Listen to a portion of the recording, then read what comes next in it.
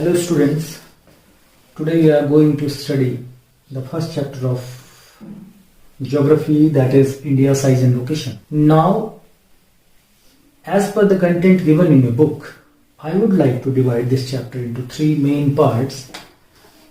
Number one, it is India size and location. Number two is India in the world, the strategic position of India in the world.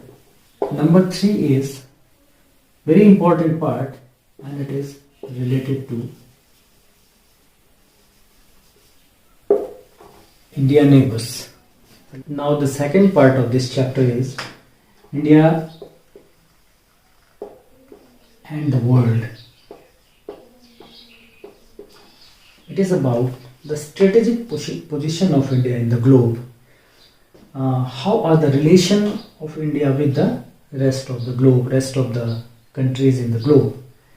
As you know, the southern part of India is surrounded by water bodies from three sides, and it provides a very long coastline to India. बहुत लंबी, जो कि इस location पर कोई भी देश की सबसे लंबी कोस्ट लाइन है, और इस सबसे लंबी कोस्ट लाइन की वजह से India has many important ports. Some of them are natural and some of them are human made. Okay, but a very important thing is there to understand. This coastline is very important for trade, but India had significant position in the global trade before the coastal trade started. Okay, as you know, this northern boundary is made of Himalaya, and that is very tough part to cross. But here many passes are there. Passes means the valleys like formation. Valley जैसी हैं जो कि भारत को पुराने ज़माने से एक बहुत अच्छी अप्रोच दिया करती थी, and a trade route was there through these passes. And as you know, about a very important trade route was known as Silk Route. Actually, silk was invented in China, but Indian traders taking spices and other things from India, and it was the route to go China, and then in lieu of those things, Indian traders got that silk, and it was supplied to western part of Asia and Europe. So a silk route was there through this land route, and later on the coastal routes were discovered by many sailors, and then India became a very important country for the rest of the world in terms of trade. Okay, so it has a significant position in the globe. India, it connects Eastern Asia and Western Asia, as well as Europe, western countries of the globe. तो भारत की position को अगर हम देखें कि यहाँ से trade route, land and coastal trade routes both are there, and the importance of India is mentioned in old manuscripts also. Okay, Indian kings were very fond of the taking care of traders, pilgrims, and educational institutes were also there. World famous educational institutes were also there in India, as you know about Nalanda and Takshila. Okay, तो भारत पढ़ाई के मामले में, व्यापार के मामले में, और for the exchange of culture was very important there. Okay, और आज तक भी भारत की पोजीशन ग्लोब में उतनी ही इंपॉर्टेंट है, because it is the connecting point for East Asia and West Asia and the Europe. Okay, so we have seen the significance of India in the world. Now we'll see the neighbors of India. neighboring countries.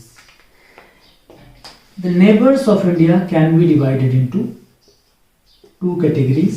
दो categories में हम इनके भारत के पड़ोसी देशों को बांट सकते हैं. पहली कैटेगरी है the neighbouring countries sharing land boundary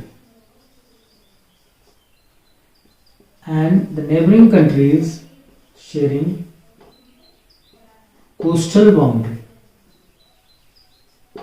Actually, this is very common question in exams.